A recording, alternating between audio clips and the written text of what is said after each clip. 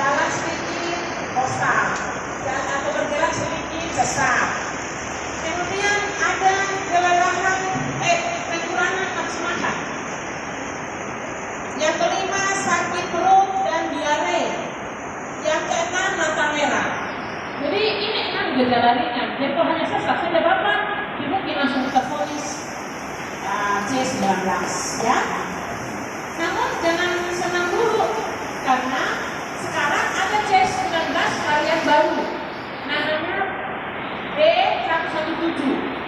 Itu yang keluaran Inggris. Kalau ini keluaran Wuhan, yang sekarang Wuhan Cina. Sekarang keluaran Inggris. Begitu. Dia punya gejala lebih parah lagi. Kelelahan, nyeri otot, sakit kepala, selera makan tidak ada, kebingungan, diare, dan ada ruam.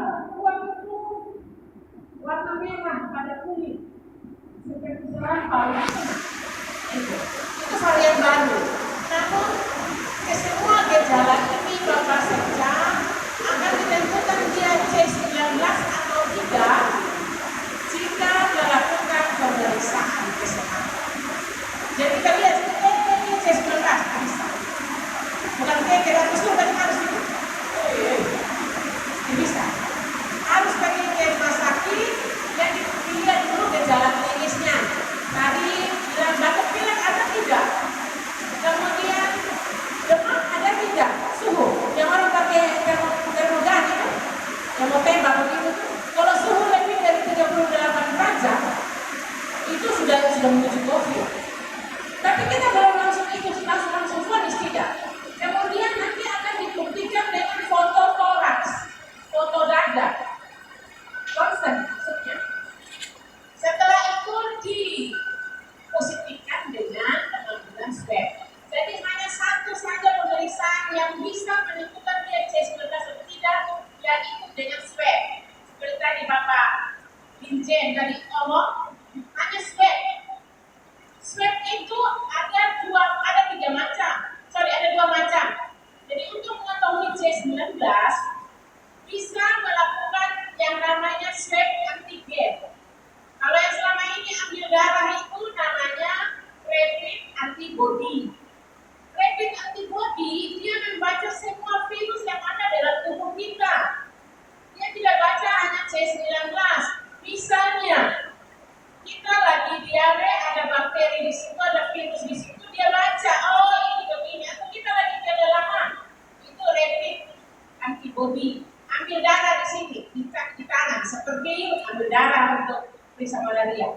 Tetapi yang disebut swab antigen itu alatnya pakai seperti tadi rapid antibody, tetapi ambil dahak ambil di, atau lendir ambil di tenggorokan atau di hidung, nasofaring, orofaring, begitu.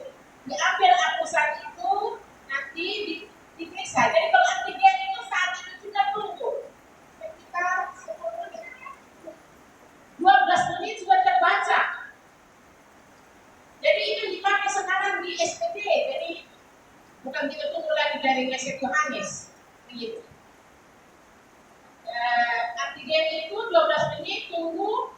Kalau dia positif, maka kita anjurkan untuk swab PCR namanya.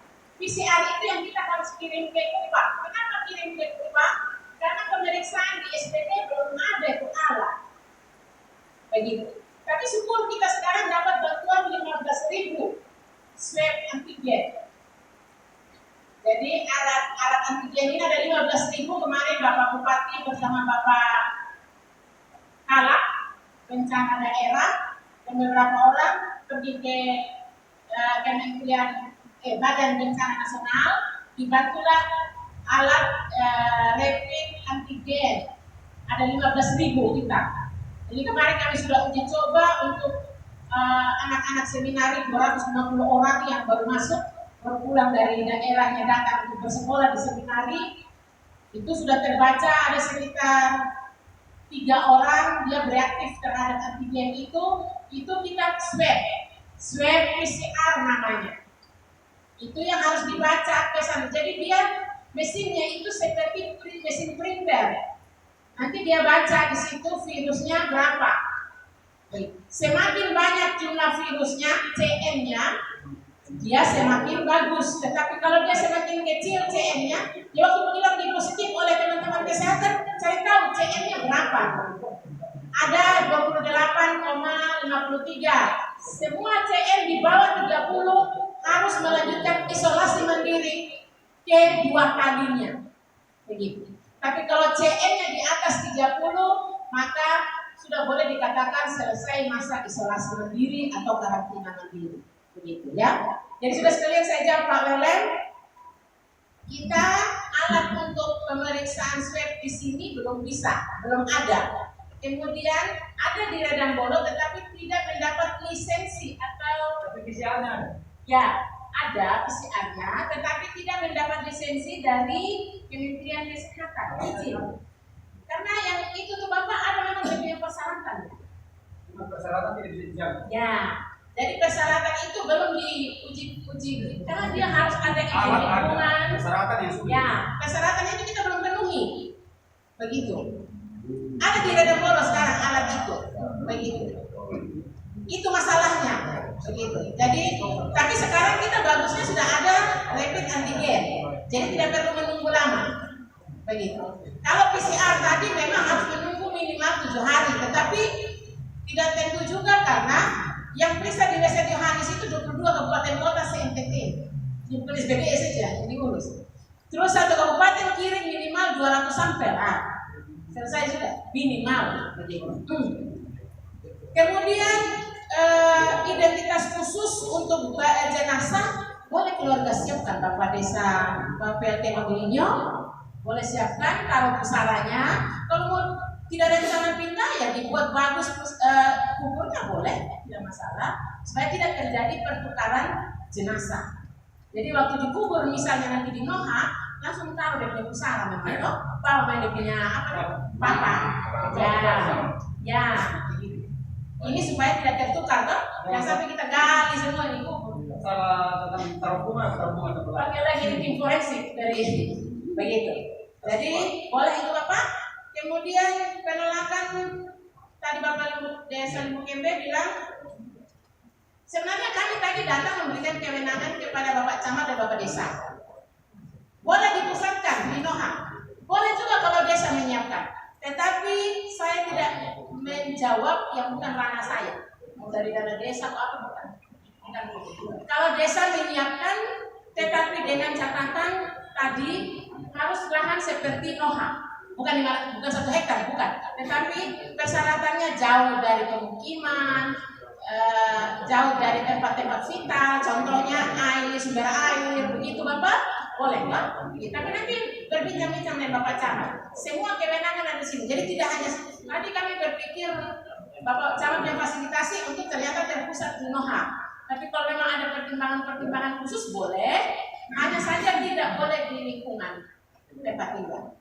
Harus ada penyerahan. Pokoknya dibuat semua seperti di Noha. Ya, harus ada. Permasalahannya jangan kita kubur di lahan sengketa.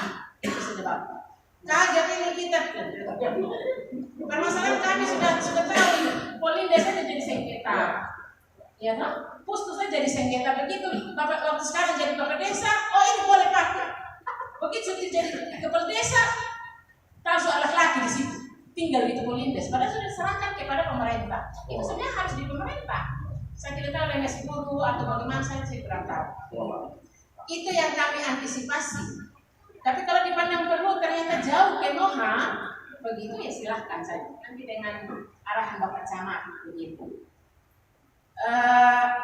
Intinya Bapak Camat, tadi Bapak Desa Limbu Kembe sudah ada, tidak boleh di lingkungan rumah atau pemukiman. Karena yang ada terjadi ini di lingkungan pemukiman. Kemudian dari swab tadi sudah ada. Kemudian jamban, betul.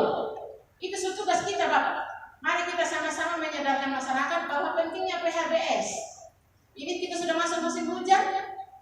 Jangan sampai nanti rame-rame kita di puskesmas Kori atau puskesmas Bilacenge karena kita diare, karena kita kolera, sentri begitu. Baiknya mungkin suasana seperti ini kita antisipasi memang begitu. Tetapi segala sesuatu jangan kita COVID-kan. COVID hanya bisa ditentukan oleh pihak rumah sakit atau medis begitu. Kami juga cara melihat seperti oh ini tidak. Semua harus pakai tes. Tes satu-satu untuk menentukan dia positif COVID itu tadi. Selain gejala yang ada, kemudian dites secara laboratorium dan ronsen foto. Ya kalau sudah saya sampaikan dari dulu pasti saya itu saja yang hanya mungkin Bapak Sekja orang-orang yang punya penyakit sesak, punya penyakit darah tinggi, punya penyakit gula, itu memperberat sistem pertahanan tubuh sehingga mudah terserang COVID. Begitu. Bukan COVID yang membuat dia punya penyakit penyerta memang yang membuat dia menjadi lemah. Karena sebenarnya C19 ini merupakan self-limiting disease, penyakit yang sembuh sendiri.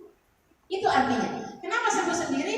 Karena sistem pertahanan tubuh kita mampu melawan virus.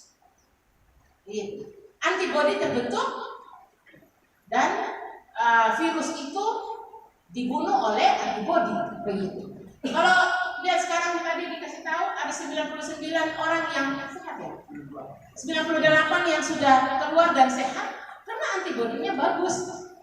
Nah, bagi dia itu kalau rujukan WHO yang lalu, bagi yang sudah kena ini 98 orang, dia tidak akan terbaca COVID tidak bisa akan kena dia lagi karena dia sudah kebal, sudah imun, ya begitu.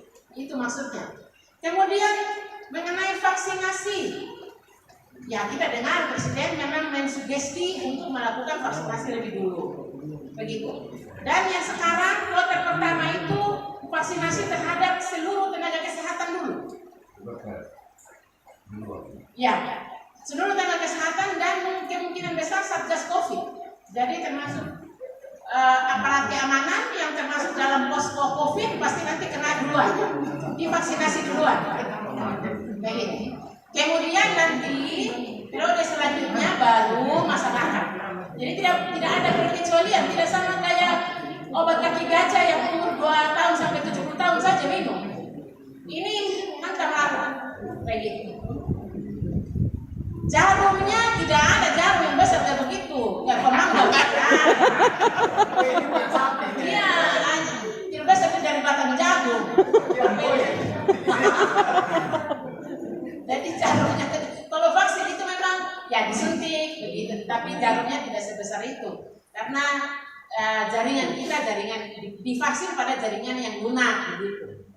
Bapak Welangnya begitu. Jadi kita berharap saja periode berikut, karena periode sekarang vaksin untuk NTT sudah ada di Dinas Kesehatan Provinsi, sudah turun kemarin, sudah diterima di Bandar Udara Erkali dan akan didistribusi ke 22 kabupaten kota. Sedikit lagi kita terima di Tambola, siap-siap sudah, tapi untuk orang kesehatan dulu. Kayak gitu. Orang kesehatan ya. Cuman kalau tumpah rame-rame orang kesehatan, siapa tolong siapa, siapa model. Kayak gitu. Tapi kan Pak Presiden sudah vaksin duluan, saya kira negara pasti juga sudah memperkirakan segala sesuatu. Jadi buang keraguan itu, kita anggap bahwa vaksin itu untuk membuat kekebalan terhadap tubuh kita. Nanti apa instruksi dari kesehatan itu kita jalankan saja. Baik. Mungkin itu yang bisa saya sampaikan sesuai dengan kapasitas saya. Saya kembali ke Bapak Sam. Kita bertanya sama dokter. Oke, terima kasih. Hanya ada hal-hal umum mungkin tadi Bapak Desa Ibu Gembe ada singgung bahwa satu keluarga itu kubur dekat rumah saja yang seperti baru-baru dekat polsek. Tidak mau. Itu main. Anak-anak di protokol kesehatan karena orang kesehatan yang tim COVID yang kubur sampai fasilitasi 2 hari 2 malam. Belum lagi masalah keluarga mereka juga. Tapi puji Tuhan sampai hari ini mereka tidak komentar lagi, yang bilang mau pergi sampaikan tuntutan untuk minta gali kembali oleh tim dan serahkan kembali kepada keluarga. Kayaknya tidak lagi dan hadir kemarin Desember rapat tim evaluasi saya sudah sampaikan ke memori. Terus yang berikut, terus yang berikut, itu contoh maksudnya.